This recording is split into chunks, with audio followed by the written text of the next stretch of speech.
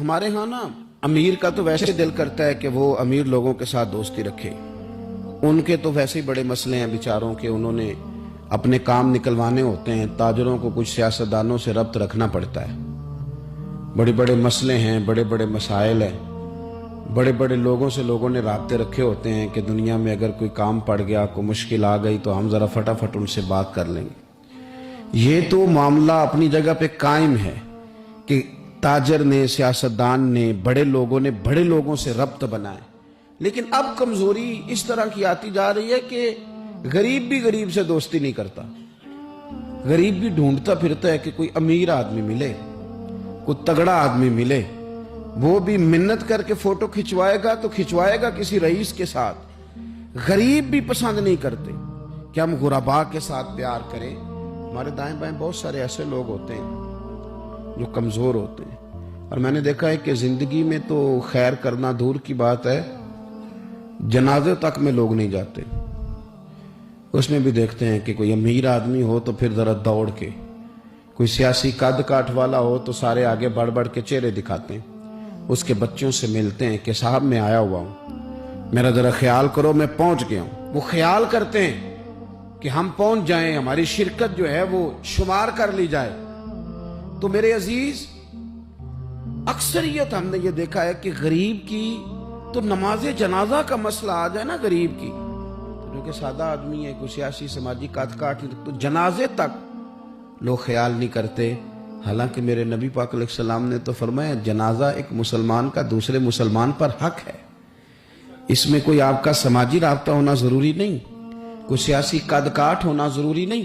یہ تو ایک مسلمان کا دوسرے مسلمان پر حق ہے, اور حق اچھے طریقے سے ادا کرنے کی کوشش کرنا چاہیے. حدیث پاک سنی, حضرت ابو امامہ بن سہل بن حنیف رضی اللہ تعالیٰ عنہ حدیث کے راوی ہیں. اس حدیث کو امام نسائی رحمت اللہ تعالیٰ علیہ نے نقل کیا ہے. ارشاد فرماتے ہیں کہ اطراف مدینہ کے گاؤں میں سے ایک عورت بیمار ہو گئی. مدینہ کے ارد گرد گاؤں تھے, ان میں سے ایک عورت بیمار ہو گئی. بڑی مفلس تھی, غریب عورت تھی. نبی پاک صلی اللہ علیہ وسلم نہ اکثر اس کے بارے میں دریافت کرتے کہ بتاؤ اس بوڑھی اماں کا کیا حال ہے. ہمارے ہاں بھی خبریں آتی ہیں اخباروں میں, پوچھا جاتا ہے, لیکن کب, جب کسی بڑے آدمی کو کھانسی بھی لگ جائے, فلاں صاحب کو زکام ہو گیا اور ان کو فوری طور پر فلاں جگہ منتقل کر دیا گیا اور سیاسی اور سماجی سرگرمیاں انہوں نے معطل کر دی, تو یہ خبر سب جگہ بریک ہوتی, اس کو فوری طور پر آگے بڑھانے کی کوشش کی جاتی.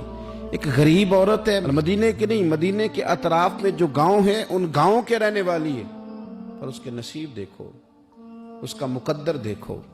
ہر جگہ مدینے والے محبوب کے تذکرے. وہ کتنی نصیبوں والی عورت ہے جس کے بارے میں حضور کئی دفعہ پوچھتے کہ اس بیمار کا حال بتاؤ.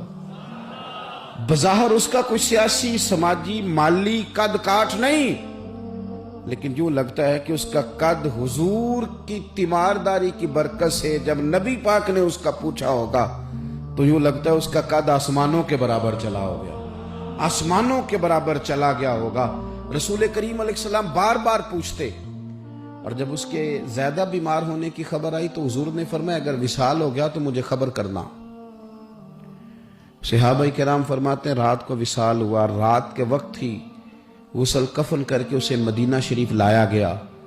لیکن جب معلومات کی گئی تو حضور بظاہر آرام فرمائے, حضور آرام کر رہے ہیں. صحابہ نے مناسب نہیں سمجھا کہ نبی پاک علیہ السلام کو تکلیف دی جائے. سرور کائنات صلی اللہ علیہ وسلم کو جگانا مناسب نہ سمجھا. لوگوں نے نماز جنازہ پڑھا, اس کو دفن کر دیا. حضور نے صبح پوچھا مجھے خبر کیوں نہیں دی.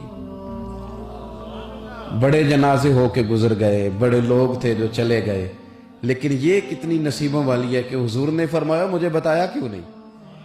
اب مجھے بتاؤ او یارو, ذرا غور کرنا, ساری دنیا گنبد خضرا پر, ساری دنیا حضور کی بارگاہ میں سلامی دینے, اور میرے نبی کریم صلی اللہ علیہ وسلم نے کیا فرمایا, فرمایا مجھے بتاتے نہیں اس کی قبر کہاں ہے. یعنی حضور قبر کا پتہ پوچھے.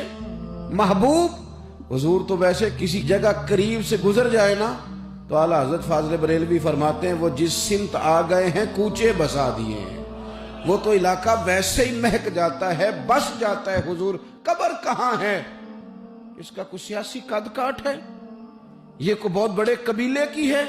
حضور نے فرمایا دیکھو غریبی کو اعزاز اس طرح دینا، یہ میرا اسوہ حسنہ ہے، اس طرح غریبوں کے ساتھ سلوک کرنا، پھر غریب مایوس نہیں ہوں گے، پھر غریب خودکشیاں نہیں کریں گے، پھر غریب اپنے آپ کو معاشرے سے کٹا ہوا محسوس۔ کہاں ہے اس کی قبر؟ یا رسول اللہ اس قبرستان میں یہ قبر ہے، یہ میرے نبی پاک کا اعزاز ہے، یہ حضور کا اعزاز ہے۔ ویسے تو دوسرا جنازہ جائز نہیں، اگر وارث جنازہ نہ پڑھے تو پھر دوسرا جنازہ پڑھا جا سکتا ہے، لیکن حضور تو وارث ہے نا اپنی ساری امت کے۔ تو نبی پاک قبر پہ کھڑے ہوئے، فرمایا بناؤ صفے، میں دوبارہ جنازہ پڑھانا چاہتا ہوں۔ ایک دیہات میں رہنے والی مفلس عورت، ایک دیہات میں رہنے والی غریب عورت، وہ بی بی جس کا کوئی بظاہر لمبا چوڑا نام نہیں، کوئی بڑے القابات سے پکارا نہیں جاتا، حضور نے 4 تکبیروں کے ساتھ امام نسائی نے لکھا ہے دوبارہ جنازہ پڑھا ہے، اور لوگوں کو بتایا کہ اس طرح کر کے اگر تم غریبی سے پیار کرو گے نا، ان کی مہک نے دل کے غنچے کھلا دیے ہیں، وہ جس راہ چل دیے ہیں کوچے بسا دیے ہیں۔ اور کیا خوبصورت انداز ہے فاضل بریلوی کا، کہنے لگے کہ میں مجرم ہوں آقا مجھے ساتھ لے لو، کہ رستے میں ہیں جا بجا تھانے والے۔ حضور آپ مہربانی کریں، ایک دفعہ تشریف لائیں، میرا بازو پکڑ کے مجھے گزار